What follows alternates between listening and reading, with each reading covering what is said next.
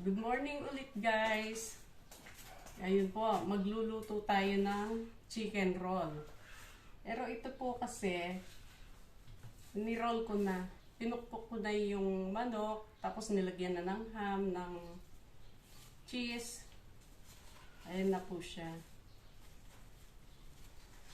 Pinrest ko po siya ng magdamag para magdikit-dikit yung manok.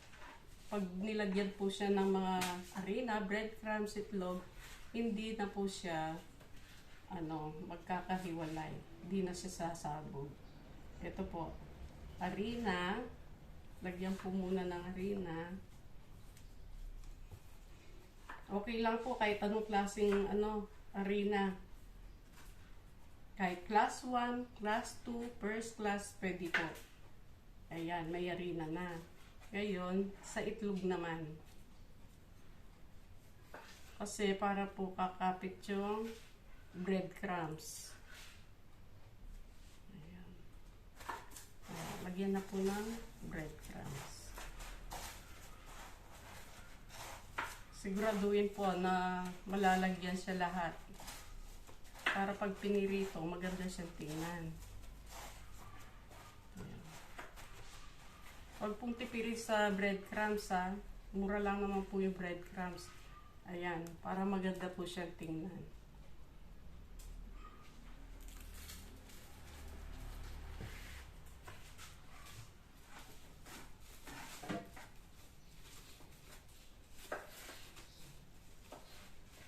Ayan. Kung marami naman po kayong time, may mga event kayo, may mga okasyon, kayo na lang po ang gagawa para makatipid po sa order sa mga nagkikater.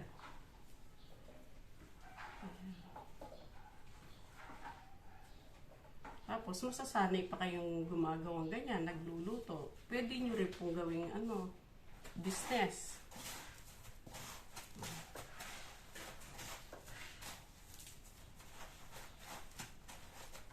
Kayo na po ang bahala sa costing nun. Kasi depende sa laki ng gusto nyo.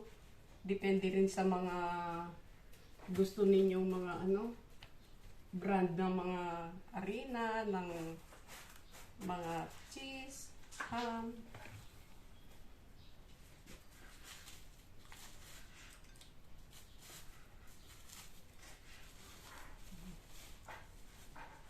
Dapat po binabalot ng plastic ganito.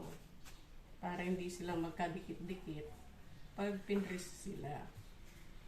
Tapos pag gusto nyo ng pirituin, tatanggalin lang ang plastic. Madali na po. Hindi masisira yung chicken roll nyo o Gordon Blue. Yan. Ganyan po. Ikot-ikot lang sa ni-scramble na itlog. Tapos breadcrumbs ulit. Ayan, paulit-ulit lang kung gagawin yung ganun.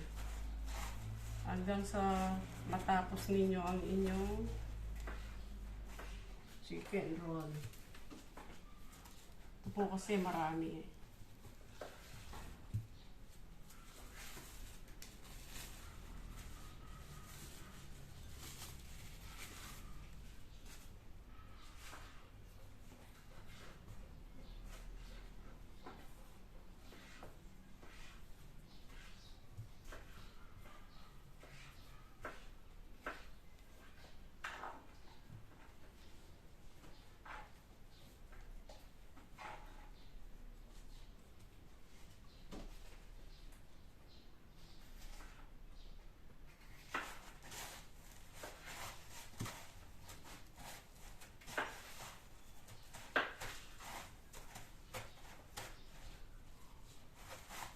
Ito po guys, maganda rin pambaon ng mga bata sa mga nag-aaral, sa mga nag-uopisina, kasi pwede po siyang i-frozen.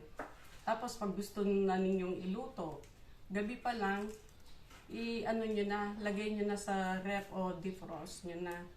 Pag na-defrost na, madali na pipirituin. Pwede nyo pong i-stock yan.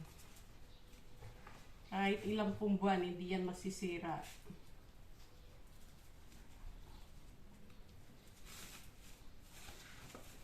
Sa mga namong problema sa mga baon-baon, kailangan matuto po tayo kung ano yung mga pwedeng i-stock ng matagal.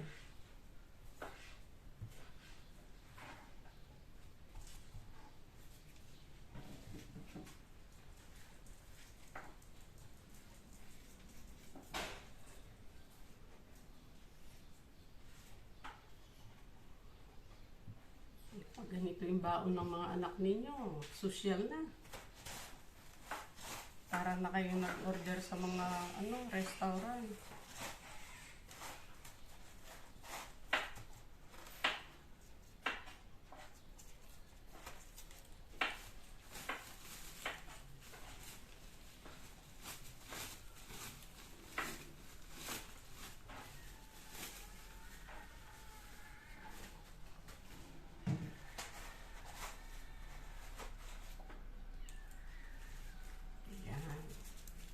Okay.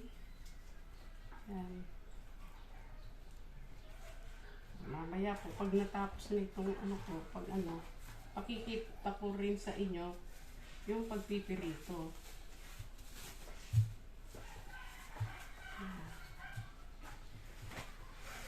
Ito na po ang mga nalagyan ko ng na-breaded ko na.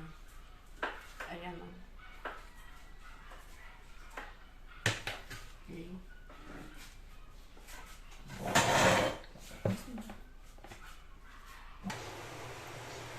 Dito naman po tayo sa pagpipirito.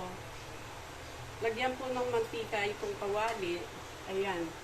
Ako kasi, marami gusto ko deep fry siya. Para pantay-pantay yung pagkakapirito niya. Dahil naman to, medyo pa siya, malamig, frozen. Huwag na po natin itayin masyadong mainit na mainit para hindi masunog yung breadcrumbs.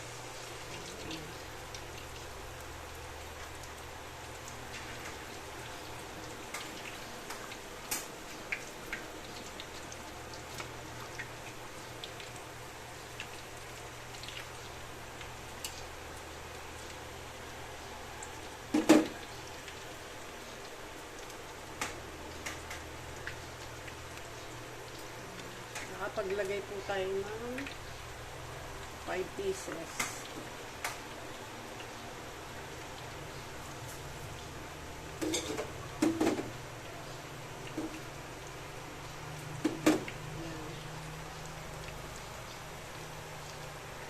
Tayin po natin siyang mag-golden brown.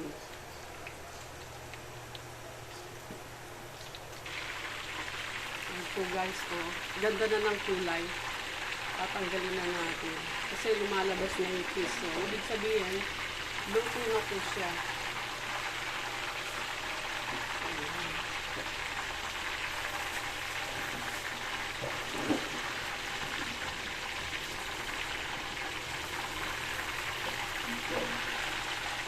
Laki na. Ibig natin. Sarap po, lumalabas yung cheese.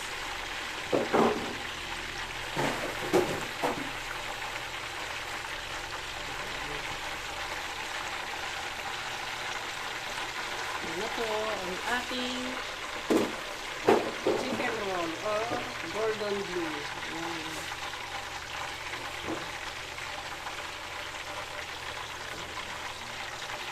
Okay. Ito.